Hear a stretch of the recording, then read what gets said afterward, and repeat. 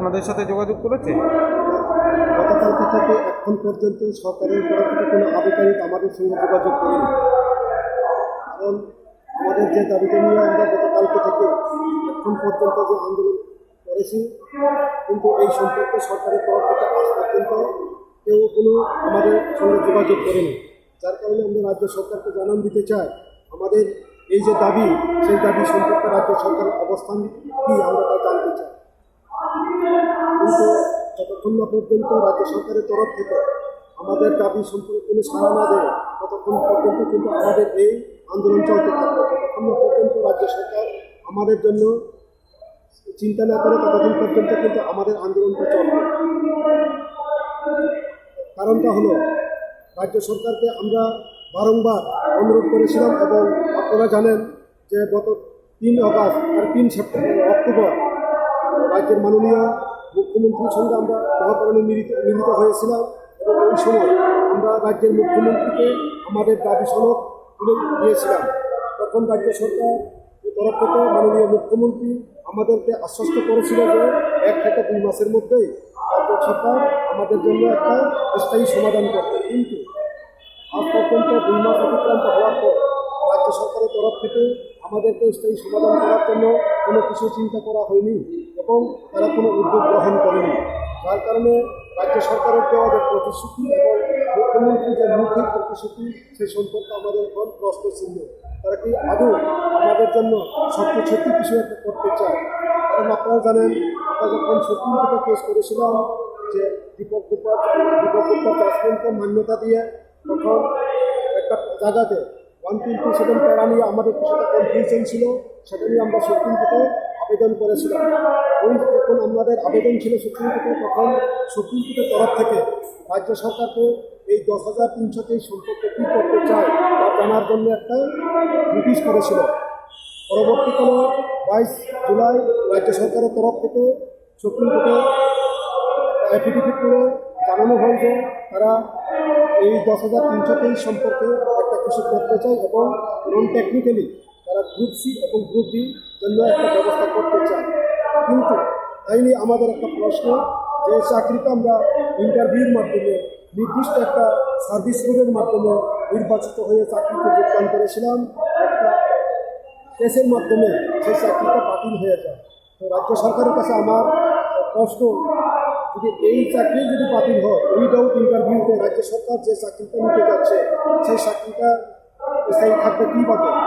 যে সার্ভিস রোডের চাকরি বাতিল হয়ে যায়, উইদাউট সার্ভিস রোড সেই চাকরিটা তো প্রশ্ন চিহ্ন। যদি আমাদের জন্য তারা কিছু একটা করতে চায়, তখন তারা সুপ্রিম কোর্টে যদি আবেদন করতো, এই শিক্ষকদেরকে রাজ্যের শিক্ষা উন্নয়নের জন্য আমার দরকার, যদি তাদেরকে আপনারা সুযোগ দেয়, আমি তাদের যে সমস্ত কোয়ালিফিকেশনগুলি দরকার, সেরকম কোয়ালিফিকেশন উপযুক্ত করে আমি তাদেরকে কন্টিনিউশন করব। যদি এইরকম দিত, হয়তোবা তখন সুপ্রিম কোর্ট রাজ্য সরকারকে অ্যালাউ করতে হলে, কিন্তু রাজ্য সরকার তখন সেইভাবে তার এফিডেভিটটা জমা দেয়নি। উল্টা এফিডেভিটে এমনভাবে দেওয়া হলো যাতে সুপ্রিম কোর্ট আরও বলল যে আমাদের কোনো কোয়ালিফিকেশন নেই শিক্ষকতা করার জন্য।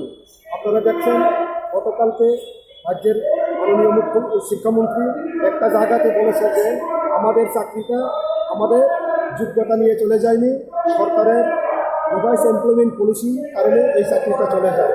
এখন প্রশ্ন হলো, তো আমার যোগ্যতা নিয়ে এতদিন বর্তমান রাজ্য সরকারের বিভিন্ন নেতা মন্ত্রী তারা প্রশ্ন করলো, আমরা নাকি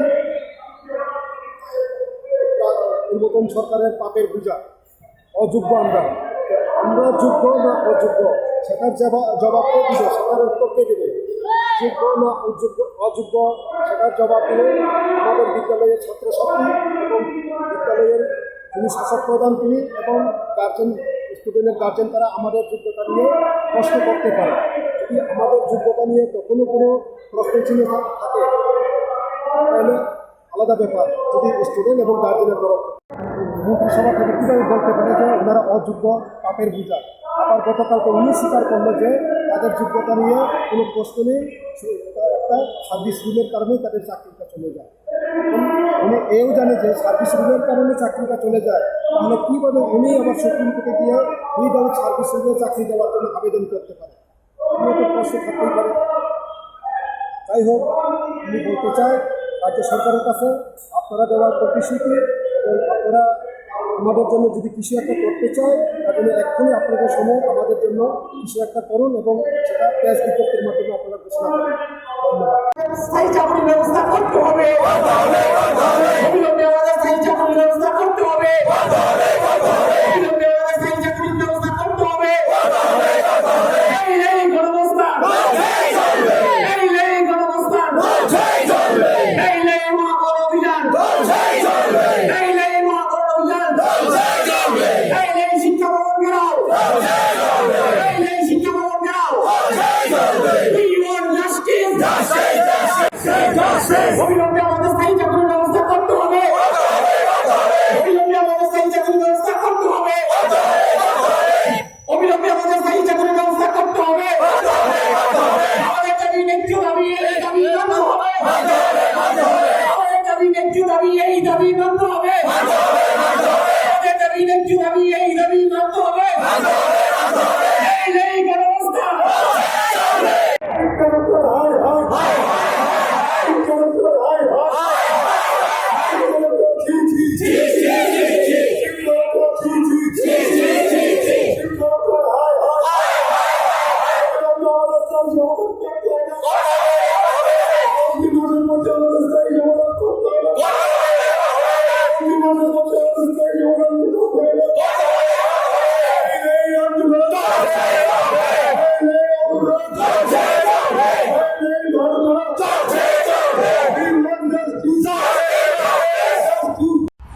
আপনারা তো জানেন যে গতকাল থেকে আমাদের গণঅবস্থান শুরু হয়েছে আমাদের স্থায়ী চাকরির দাবিতে।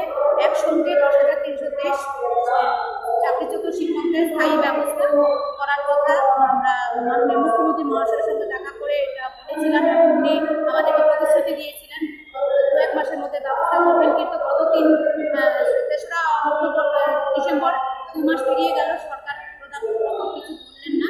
আমরা গণঅবস্থানে সেই চাকরির দাবিতে, আমাদের স্থায়ী চাকরির দাবিতে একসঙ্গে আমাদের সমস্ত চাকরিচ্যুত শিক্ষকদের একসঙ্গে স্থায়ী ব্যবস্থা করা এবং মৃত শিক্ষকদের পরিবার একটি করে ডাইমানিসে চাকরি দেওয়ার দাবিতে আমরা গতকাল থেকে আমরা গণঅবস্থানের ডাক দিয়েছি 3টি সংগঠন, জয়েন্ট মুভমেন্ট কমিটি 10,323 থেকে। গতকালকেও কোনো রকম সরকারের তরফ থেকে কোনো বার্তা আসেনি, ওনারা কিছু বলেননি এবং আসেননি। আজকে আমাদের দ্বিতীয় দিনের গণ অবস্থান চলছে।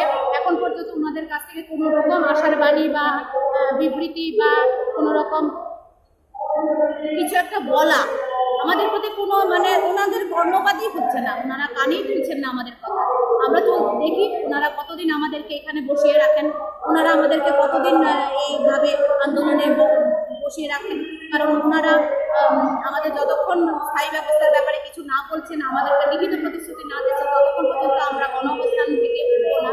এবং এখন ওনাদের সরকার চিন্তা করবে আমরা কখন উঠবো এখান থেকে।